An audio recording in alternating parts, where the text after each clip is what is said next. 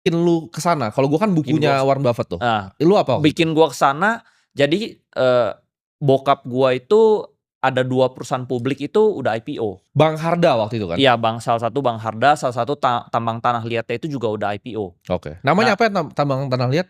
Ultra Abadi Tbk. Oke. Kodenya dulu Aldi, tapi udah delisting. Oke. Kalau Bang Harda itu BBHI, itu Alobank sekarang kan? Alobank, itu jual ke, Pak Charul Tanjung. Oke. Nah, di situ gue sering denger dia ngomong gitu loh.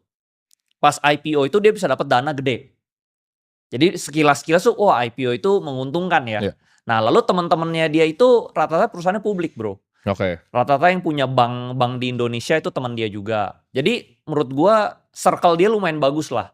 Nah, lalu yang punya S-Hardware juga teman dia juga. Kawan lama Ses, grup? kawan lama, Oh, teman oke. dia juga. Nah, jadi teman dia tuh rata konglo-konglo lah. Nah, suatu ketika itu gua lagi datang ke kantor, gue dipanggil ke ruangan dia. Andri, sini nih. Ada konglomerat Indonesia. Top orang terkaya lah, nomor 10 di Indonesia. Kamu denger nih dia ngomong apa. Nah, disitulah gue pertama kali denger soal saham, Bro. Itu konglomeratnya inisialnya bisa disebut nggak itu? Janganlah, Oh, janganlah. inisialnya Pokoknya jangan. top 10 lah. Nah, Top 10 konglomerat waktu itu atau sekarang? sekarang ini dia di belasan. Dulu Oke. dia top 10. Oke. Nah, tapi family dia juga perusahaannya IPO. Family dia juga konglomerat juga top 20 juga lah. Oke.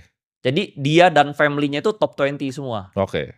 Nah, dari situ gue masuk ke ruangan meeting itu, gue ngobrol-ngobrol kan, Bro. Si konglomerat ini bilang, "Lu kalau mau kaya, lu harus ngerti saham.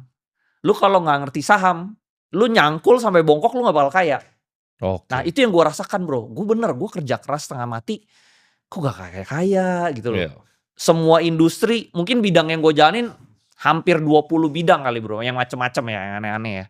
Hampir 20 tapi gue gak kaya-kaya. Nah, terus ini orang tuh kaya banget. Nah, si konglo ini bilang, dia tepok, dia datang berdua, Bro. Dua-duanya konglomerat lah. Nih, sebelah gue, duitnya 3 tahun lalu paling baru ratusan juta gitu loh. Sekarang duitnya udah triliunan. Cuman dalam 3 tahun doang. Terus gue, hah? Kok cepet banget? 3 tahun, kalau ratusan juta gue juga ada gitu loh. Kenapa ratusan juta gue gak bisa jadi triliunan? Sedangkan ini orang ratusan jutanya itu jadi triliun dalam 3 tahun. Nah, terus dari situ dia bilang, lu harus ngerti saham. Nah, bokap gue kan perusahaannya udah publik. Tapi bokap gue kenapa gak bisa masuk yang top 20 itu? Karena sahamnya tidur, Bro. Nah, sedangkan yang konglomerat ini, sahamnya aktif.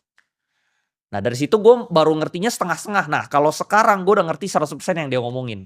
Oke, jadi lu tuh karena mungkin ada circle dari influence dari bokap lu, ketika lu Yes. belajar di sono, lu Yes. denger, oke, saham nih